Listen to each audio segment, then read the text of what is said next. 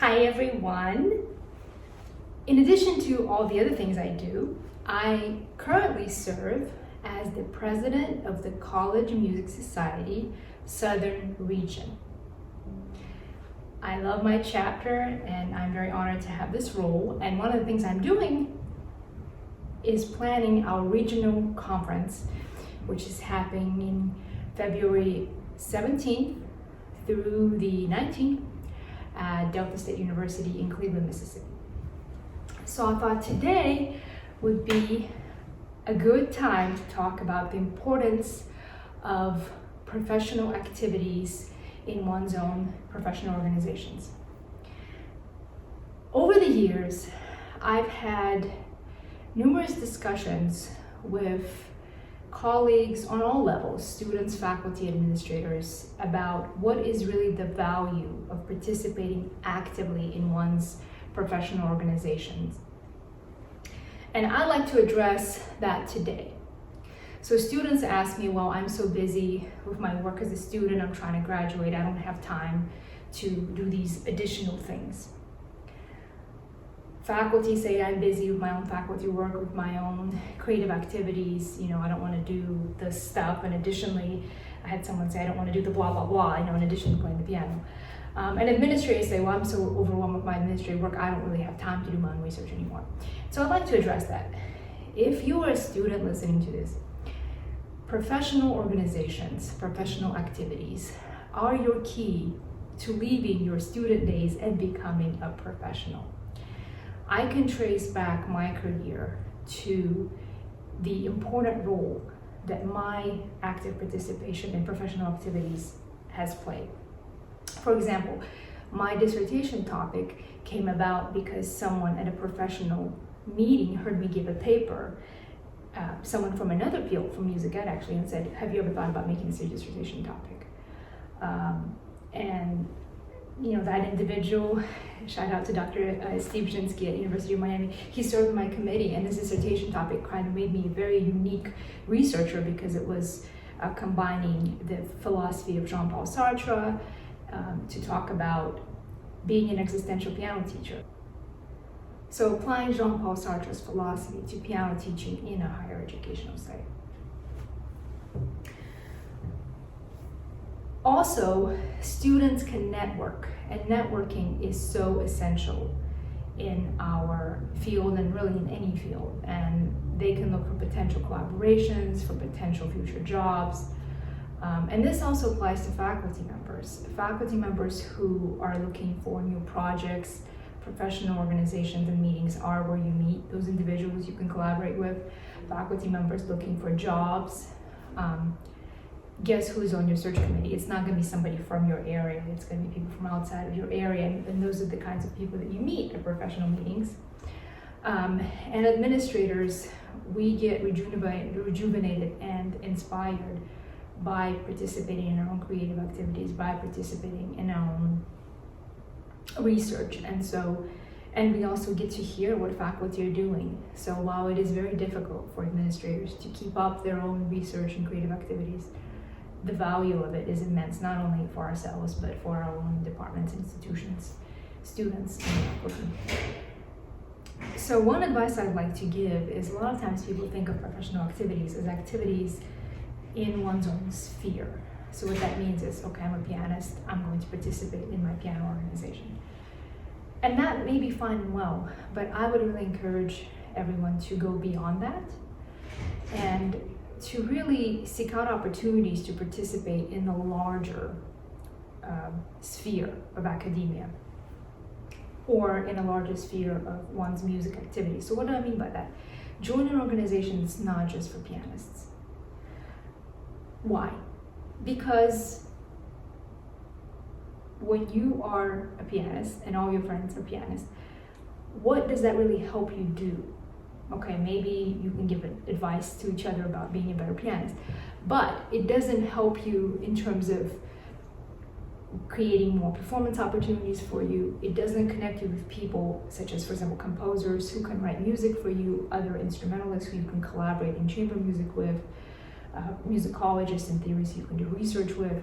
So it's very important, I think, to really venture outside of your own comfort zone and meet people from other spheres, because that will lead to future potential projects and more interesting research.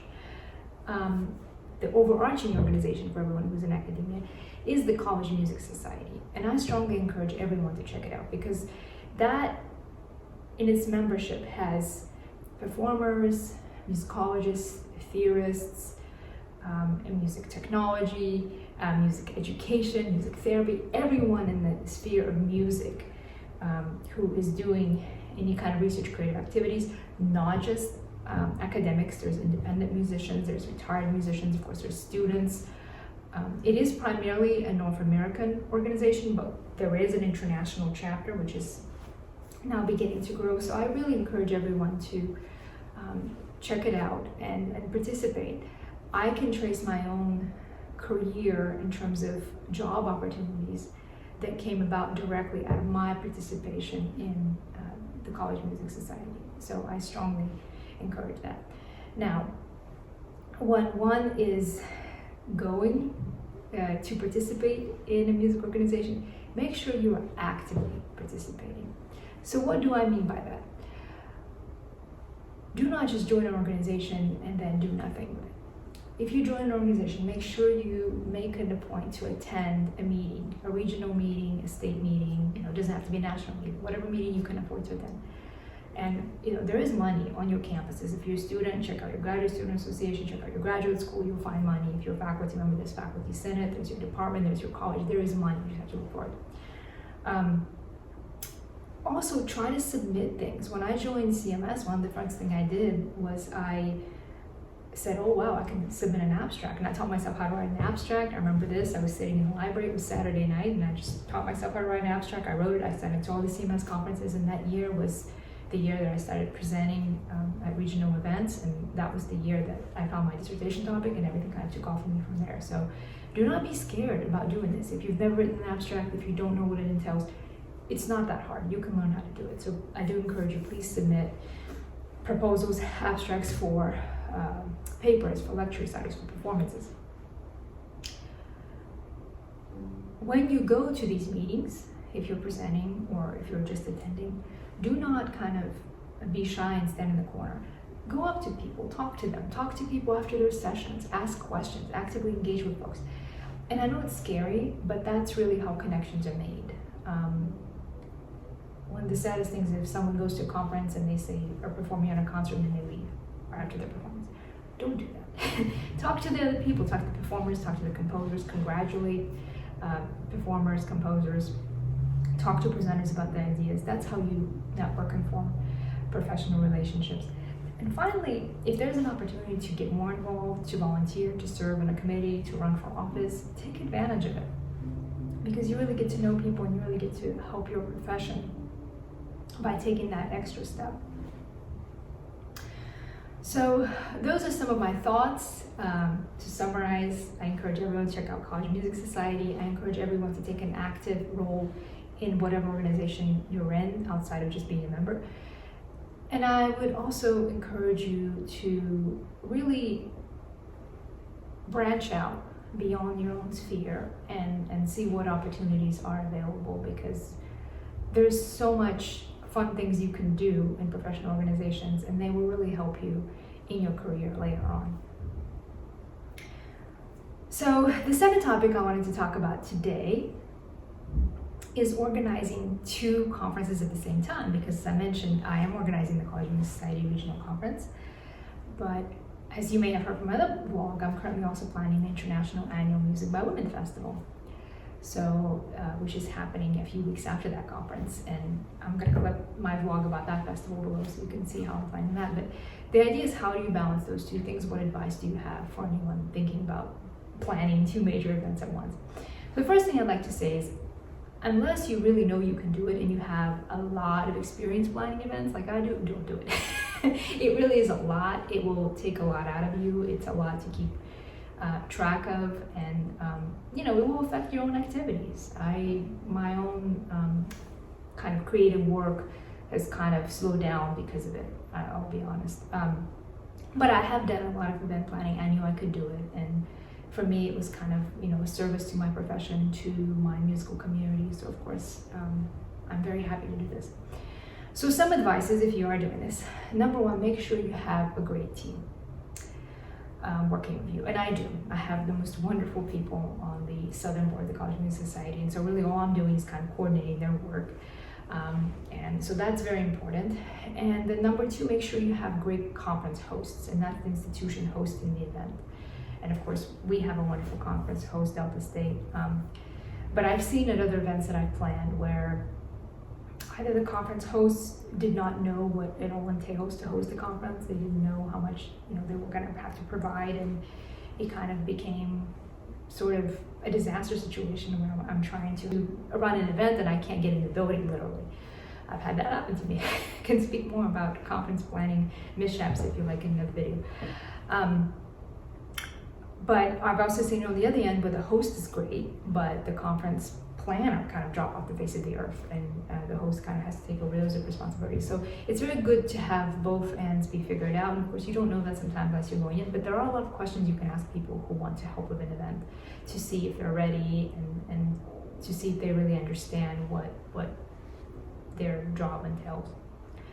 Number two, I suggest having very clear email situation. What do I mean by that? I have multiple email accounts. So for the Music by Women Festival, I have the main account where everybody communicates with. I have a secondary account where I hold large files. Of course, I have my work account, which I'm not really using for any of these conferences right now. And then I have my personal Gmail account, and that's what I use to plan the College Music Society conference.